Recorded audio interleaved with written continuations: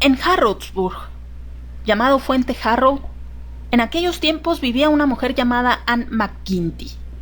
De esas personas que nunca faltan, que no tienen una vida propia y viven pendientes de la vida de los demás. Y en aquellos tiempos en los que la fornicación podía motivar un proceso y el hecho de ser bastardo era un delito, pues generó una serie de procesos en contra de una mujer por esta situación. Esta Anne McGinty, tras darle versión a varios chismes que corrían en contra de una joven mujer llamada Lucy Hanks, corrió rápidamente al gran jurado de acusación con la noticia. Los archivos del tribunal del Quarter Sessions, que era un tribunal inferior que se reunía una vez por trimestre, de Fuente Harrow, narran repetidamente la historia de una infortunada muchacha procesada por fornicación, basándose en informaciones proporcionadas por Anne McGinty. En la primavera de 1783 hubo en Harrodsburg 17 procesos, 8 de ellos por fornicación.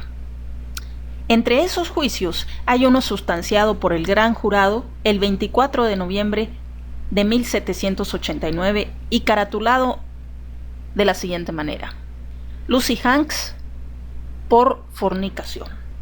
Pero no se trataba de la primera falta de Lucy. La primera había sido cometida años atrás, en Virginia.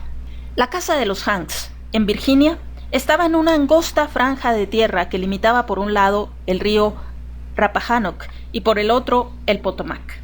Sobre esa misma franja vivían los Washington y los Lee, los Carter y los Fauntleroy, entre otras muchas familias distinguidas. En la Iglesia de Cristo solían concurrir esos aristócratas con las familias pobres y analfabetas de la vecindad, tales como los Hanks. Lucy Hanks se encontraba presente como de costumbre el segundo domingo de noviembre de 1781, cuando muchos concurrentes estiraron el cuello al traer el general Washington a la iglesia como invitado suyo al general Lafayette. Hubo mucha curiosidad alrededor por conocer al famoso francés que apenas un mes antes había ayudado a Washington a copar el ejército de Lord Cornwallis en Yorktown. Sin embargo, Lafayette tenía predilección por otras cosas fuera de las tácticas militares y los asuntos de Estado. Le gustaban mucho las muchachas bonitas, y cuando le presentaban a una que le gustaba, tenía la costumbre de hacerle el cumplido de un beso. Esa mañana besó a 7 muchachas frente a la Iglesia de Cristo. Una de esas 7 afortunadas muchachas que besó era Lucy Hanks. Esa mañana también se encontraba presente en la congregación un soltero rico y aristocrático que había oído hablar durante largo tiempo de la familia Hanks, que eran analfabetas y pobres que se movían en un mundo muy inferior al suyo. Sin embargo, esa mañana, tal vez producto de su imaginación, le pareció que Lafayette ponía un poquito más de vehemencia y entusiasmo en el beso dado a Lucy Hanks que en el resto de las muchachas. Aquel plantador estimaba al general francés como genio militar y como perito en materia de mujeres hermosas, de modo que a partir de ahí empezó un interés por Lucy Hanks, por lo que al lunes siguiente el joven plantador caviló sin cesar sobre aquello y el martes por la mañana se presentó a caballo en la cabaña con piso de tierra que ocupaba la familia Hanks y contrató a Lucy como criada para la chacra de su plantación. Lógico que este aristócrata poseía numerosos esclavos y no necesitaba más sirvientes. Pero contrató a Lucy, le asignó tareas ligeras en la casa y le pidió que no se codeara con los esclavos.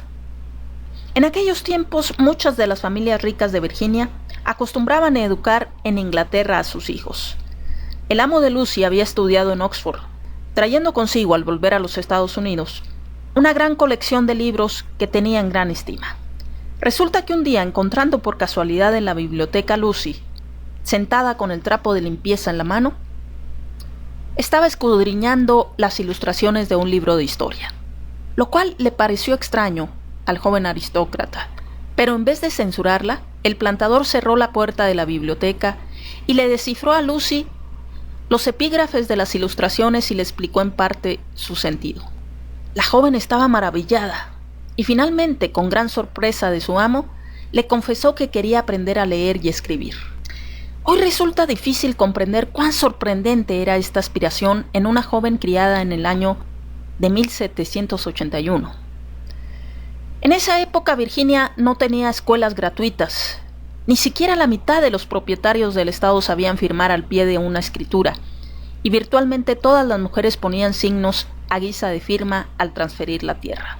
Sin embargo, allí estaba una sirvienta que aspiraba a leer y escribir. Los notables de Virginia habrían considerado esto peligroso, si no es que revolucionario. Sin embargo, la idea sedujo al amo. Además, le propició el pretexto necesario para tenerla más cerca, por lo que éste se ofreció a ser su maestro. Esa noche, después de la cena, la llamó a la biblioteca y empezó a enseñarle las letras del alfabeto. A las pocas noches puso su mano sobre la de ella cuando Lucy aferraba la pluma de ganso y le enseñó a formar las letras. A partir de entonces sus lecciones fueron prolongadas y produjo sus frutos, pues existe todavía una muestra de la caligrafía de Lucy y revela que la joven escribía con rasgos audaces y aplomados. Cuando las lecciones de lectura y de letreo acababan de noche, Lucy y su maestro se quedaban sentados el uno junto al otro en la biblioteca, contemplando las bailarinas llamas del hogar y mirando cómo se elevaba la luna sobre los lindes del bosque. No es difícil adivinar que Lucy terminó enamorándose de su maestro y confió en él. Sin embargo, esa confianza resultó ser excesiva. Con el paso del tiempo, la muchacha ya no podía leer y apenas si dormía. Su rostro estaba ojeroso y cuando no pudo más y no se pudo ocultar la verdad, ni aún a sí misma, debió de confesárselo a su patrón. Por un momento éste pensó en casarse con ella, pero solo por un momento, porque además estaba empezando a cansarse de Lucy, de modo que le dio un poco de dinero y la alejó de su lado. Y como es lógico, a medida que fueron transcurriendo los meses, la gente empezó con sus habladurías y a señalar a Lucy Hans y también a rehuirla. Un domingo por la mañana, Lucy causó sensación al traer con toda desvergüenza a su hija a la iglesia. Las mujeres buenas de la congregación se sintieron indignadas y una de ellas se puso de pie en el templo y exigió que alejaran de allí a aquella perra. Esto bastó. El padre de Lucy no pensaba permitir que siguieran insultando a su hija, de modo que los Hanks cargó sus escasos bienes terrenales en una carreta y se trasladó a través de Wilderness Road y de Cumberland Gap hasta radicarse en Fuerte Jarro. Allí nadie los conocía, podían mentir con más eficacia en lo relativo a la hija de Lucy. Sin embargo, al lugar que fuera, Lucy seguía siendo linda y atractiva para los hombres, por lo que estos la buscaron y la halagaron, y Linda volvió a enamorarse. Esta vez fue más fácil caer en la tentación. Alguien lo descubrió y se lo dijo a otra persona. Luego se fue repitiendo el chisme de aquí para allá hasta llegar a Anne McGinty, que fue la que se presentó al gran jurado, procesando a Lucy por fornicación. Sin embargo, el sheriff sabía que Lucy no era una de esas mujeres sobre las cuales se puede arrojar el peso de la ley, de modo que se metió la citación en el bolsillo y se fue a cazar venados y la dejó en paz. Esto fue en noviembre. En marzo el tribunal volvió a reunirse y cuando se reunió, compareció cierta mujer con nuevos chismes y nuevos cargos sobre Lucy, exigiendo que trajesen a esa mujer y la obligaran a responder a los cargos que se le formulaban. De este modo, fue que se redactó otra citación. Sin embargo, la briosa Lucy hizo pedazos esa citación y se la tiró a la cara al notificador. Para mayo, el tribunal debía sesionar de nuevo. Y sin duda, esta vez Lucy habría sido obligada a comparecer por la fuerza, de no haberse presentado en escena un joven notable. Se llamaba Henry Sparrow. Fue al pueblo, ató su caballo frente a la cabaña de Lucy y entró, diciéndole con seguridad: «Me importa un rábano lo que dicen de ti esas mujeres. Te amo y quiero que seas mi esposa».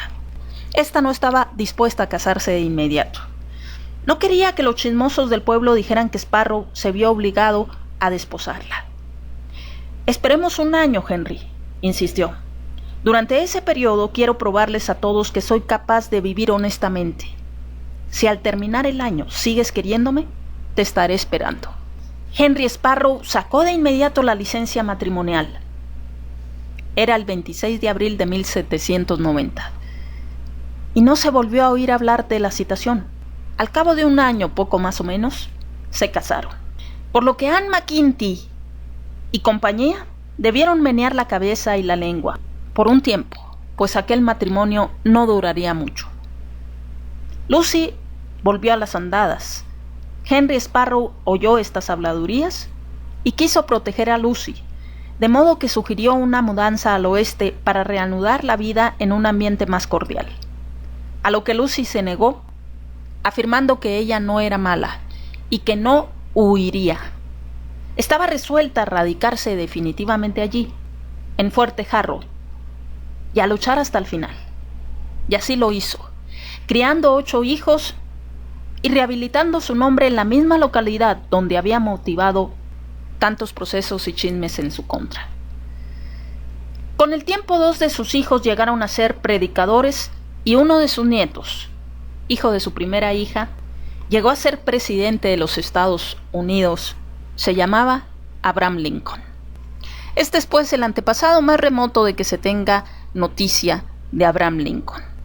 Su abuela, que tuvo un desliz con un aristócrata de Virginia y que al tener a su hija producto de esa relación y que llegaría con el tiempo a convertirse en la madre de Abraham Lincoln, Nancy Hanks, se mudó a Puente Jarrow en Kentucky para continuar con su vida.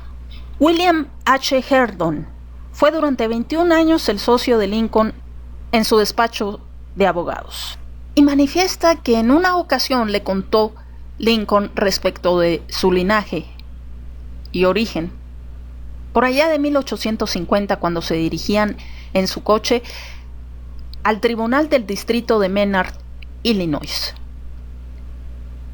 El juicio que iban a defender tocaría, según todas las probabilidades, directa o indirectamente el tema de los rasgos hereditarios. Fue así que Lincoln se animó a hablar por primera vez a su socio de su madre, explayándose largamente sobre sus características y mencionando o enumerando las cualidades que había heredado de ella. Dijo, entre otras cosas, que su madre, Nancy Hanks, era hija ilegítima de Lucy Hanks y de un aristocrático agricultor o plantador de Virginia, y arguyó que de esa última fuente provenían su capacidad de análisis, su lógica, su actividad mental, su ambición y todas las cualidades que lo distinguían de los demás miembros y descendientes de la familia Hanks. Su teoría, al analizar el asunto de los rasgos hereditarios, era que, por ciertas razones, los hijos ilegítimos son a menudo más robustos e inteligentes que los nacidos en legítimo matrimonio, y en su caso, creía que lo mejor de su idiosincrasia y sus más bellas cualidades provenían de aquel liberal y desconocido virginiano. La revelación, pese a lo penosa, le recordó a su madre, y mientras el coche avanzaba dando tumbos por la carretera, Lincoln agregó con tono quejumbroso: Dios bendiga a mi madre. A ella le debo todo lo que soy o espero ser algún día. Y de inmediato guardó silencio.